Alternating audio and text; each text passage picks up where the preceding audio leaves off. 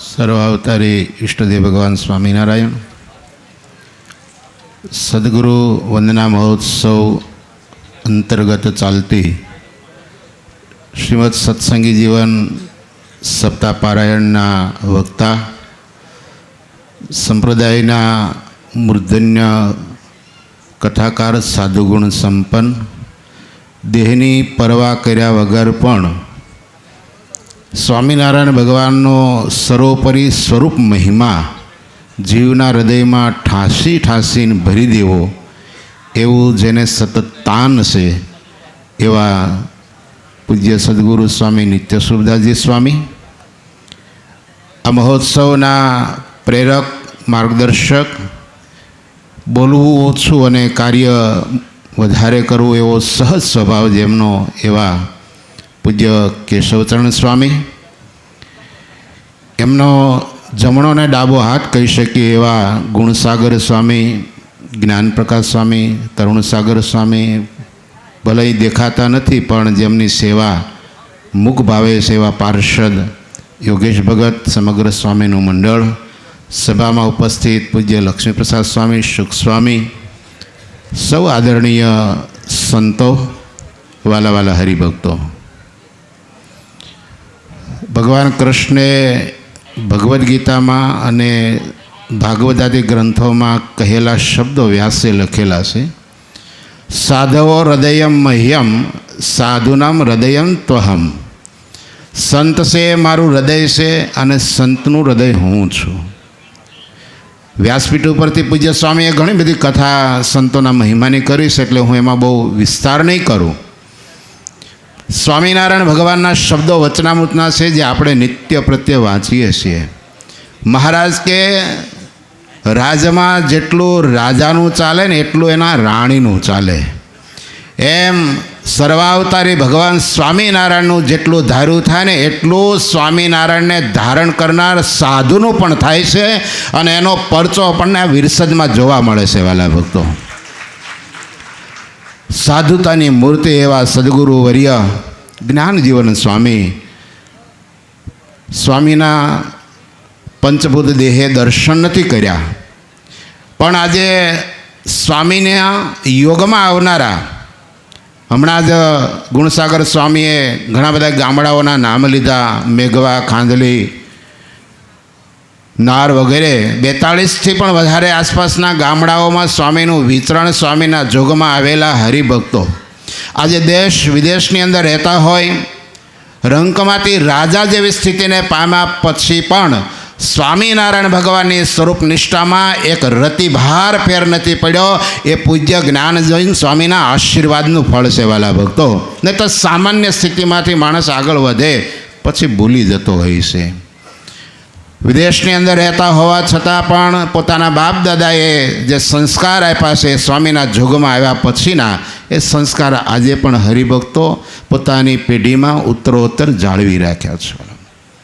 સ્વામી વિશે ઘણી બધી વાતો થઈ છે. સ્વામીના જીવનની ઝરમરનું પુસ્તક વાંચીએ ને અને એના વિશે વાતો કરીએ ને તો કદાચ 3 દાડાની કથા રાખીએ ને તો એ 3 દાડા ઓછા પડે ને એટલા સ્વામીએ ભગવાન સ્વામિનારાયણને હૃદયમાં રાખીને, ભગવાન સ્વામિનારાયણ ઉપર વિશ્વાસ રાખીને, સ્વામિનારાયણના વચન ઉપર વિશ્વાસ રાખીને એવા કેટલાય હરિભક્તોના વાહામાં આમ ધબ્બો માર્યો છે કે જા સ્વામિનારાયણ ભગવાન તને અહિક અને પારલૌકિક સુખ આપશે. વાલા ભક્તો, આવા કેટલાય, આપણે ચમત્કાર કે પરચાની વાત નથી કરતા, પણ એટલું યાદ રાખજો વાલા ભક્તો, ભગવાન સ્વામિનારાયણની ભગવી કંઠા પહેરનાર, ભગવાન સ્વામિનારાયણને હૃદયસ્થ કરી ભગવાન સ્વામિનારાયણનું અહર્નિશ ભજન કરનાર એ સ્વામિનારાયણના સંતમાં જેટલી તાકાત ભગવાનમાં હોય છે ને એટલી સાધુમાં તાકાત હોય છે. એવા પૂજ્ય જ્ઞાનજીવન સ્વામી આપણને આપણી નજર સામે દેખાય છે. વાલા ભક્તો,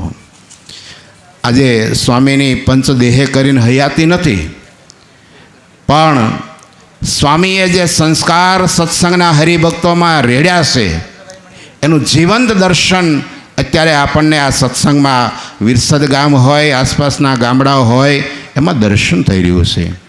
બહુ અદ્ભુત ભેટ આ ગામના આસપાસના હરિભક્તોને સુંદર મજાનું મંદિર નિર્માણ કરીને સ્વામીએ આપી છે. ત્યારે એ મંદિરનો ઉત્તરોત્તર વિકાસ વડતાલ ટેમ્પલ બોર્ડના જે નિમણૂક થયેલા સંતોએ એણે કર્યો, પણ હું આજે ચોક્કસ એક વાત દોહરાવીશ કે જ્યારે પૂજ્ય જ્ઞાનજીવન સ્વામીએ મંદિર નિર્માણ કર્યા પછીથી આ મંદિરનો સર્વાંગી વિકાસ જો કોઈએ કર્યો હોય તો પૂજ્ય કેશવચરણ સ્વામી એમના સમગ્ર મંડળે કર્યો છે વાલા ભક્તો.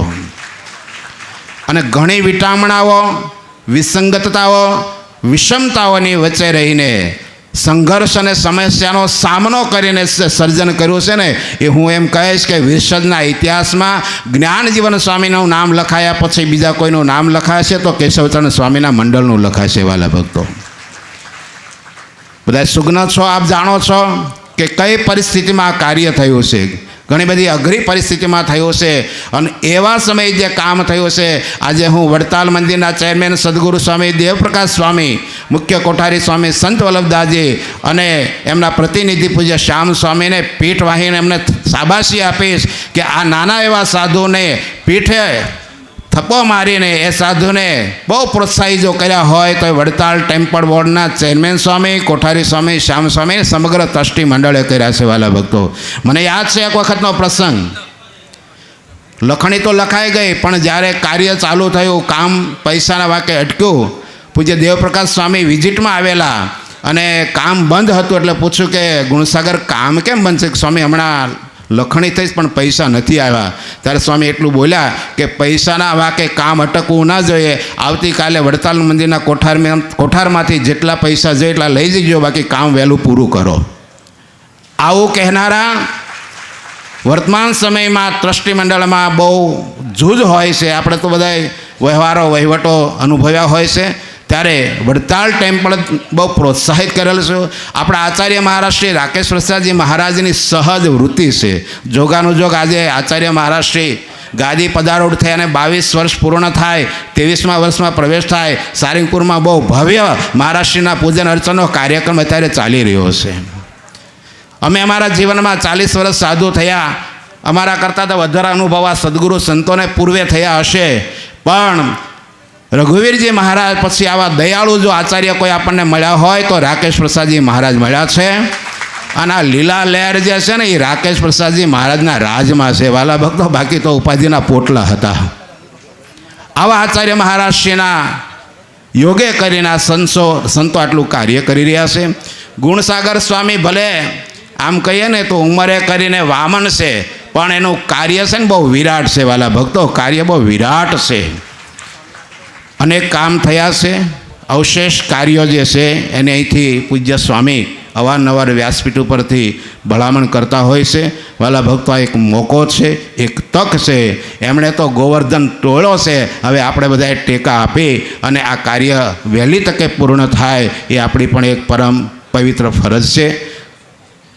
એમના ગુરુ છે એ બહુ મૂક સેવક છે વાલા ભક્તો. હું આજે ચોક્કસ યાદ કરીશ સદગુરુ સ્વામી હરિસ્વરૂપદાસજી, પવિત્ર સંત. મેં સંતના દર્શન કરેલા. મારા ગુરુ માધવ સ્વામી એમની પાસે સત્સંગી જીવન ભણેલા. 1-2 વખત હું પણ સ્વામીના જોગમાં આવ્યો અને એવા ભજનાનંદી સાધુ. અને એ હરિસ્વરૂપ સ્વામીના આશીર્વાદ જો કોઈ લીધા હોય ને તો પૂજ્ય કેશવચરણ સ્વામીએ લીધા છે વાલા ભક્તો. અને એમણે પોતાની બાલ્યાવસ્થાથી બહુ સ્ટ્રગલ કર્યું છે. કેશવચરણ સ્વામી બહુ સેવા કરી છે, બહુ રહોડા કર્યા છે અને હરિભક્તોને રાજી કર્યા છે. અને એમની સેવાનું ફળ આજે અમારા ગુણસાગર સ્વામી હોય, જ્ઞાનપ્રકાશ સ્વામી હોય, તરુણ સાગર સ્વામી હોય, એ ફળ ભોગવી રહ્યા છે. અમારા ગુણસાગર સ્વામી જેવા એના નામ છે એવા જ એના ગુણ છે. ગુણનો એ સાગર છે. બહુ વિનમ્ર સાધુ છે. અને લક્ષ્મીનારાયણ દેવ ટેમ્પલ બોર્ડ જ્યાં પણ જ્યારે કહે ત્યારે કાર્યને માટે દોડી જતા હોય છે. કદાચ તમને ખ્યાલ નહીં હોય હરિભક્તો, વડતાલમાંથી પૂજ્ય શ્યામ સ્વામીને કોઈ પણ કામ હોય એટલે પહેલો ફોન છે ને એ વિરસદની અંદર ગુણસાગરને કરે અને સ્વામીનો ફોન આ બાજુ મુકાય અને અડધો કલાક થાય નહીં એ પહેલાં તો અમારો ગુણસાગર કે જ્ઞાનપ્રકાશ ત્યાં શ્યામ સ્વામીની સેવામાં હાજર હોય. વાલા ભક્તો, આ અઘરું કામ હોય છે. પોતાનું કામ મૂકીને બીજે દોડીને જવું એ બહુ અઘરું હોય છે. એ પોતાકી ભાવના જ્યારે મનાય છે ત્યારે થતું હોય છે. પૂજ્ય નિત્યસુખ સ્વામી જે વ્યાસ ગાદી ઉપરથી સતત વાલા ભક્તો સ્વરૂપ નિષ્ઠાની જે વાતો કરે છે, મહિમાની વાતો કરે છે.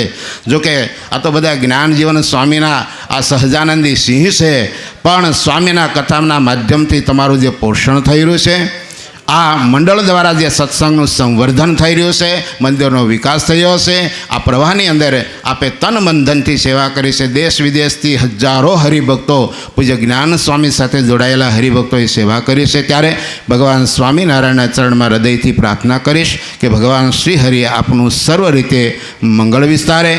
પૂજ્ય કેશવ સ્વામીના સમગ્ર મંડળને આજે સેવા કરવાની તક મળી છે, એના પર ભગવાન સ્વામિનારાયણનો અને અક્ષરધામમાં બેઠેલા પૂજ્ય જ્ઞાનજીવન સ્વામીનો રાજીપાનો વરસાદ અવિરત વરસતો રહે એવી પ્રાર્થના સાથે અસ્તુ. જય સ્વામિનારાયણ.